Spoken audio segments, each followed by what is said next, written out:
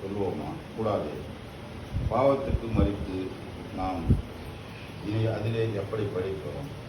கிறிஸ்து இயேசுக்குள்ளாக ஞானஸ்நானம் பெற்ற நாம் அனைவரும் அவருடைய மரணத்துக்குள்ளாக ஞானஸ்நானம் பெற்றதை அறியாமல் இருக்கிறார்.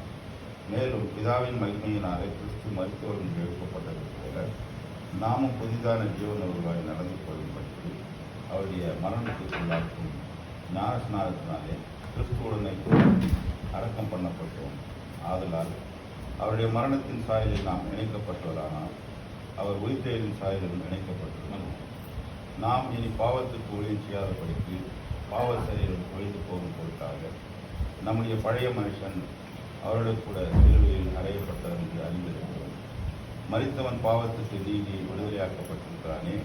ஆகையால் கிறிஸ்துவுடனே கூட நாம் மரித்தோமானால் அவருடனே கூட பிழைத்து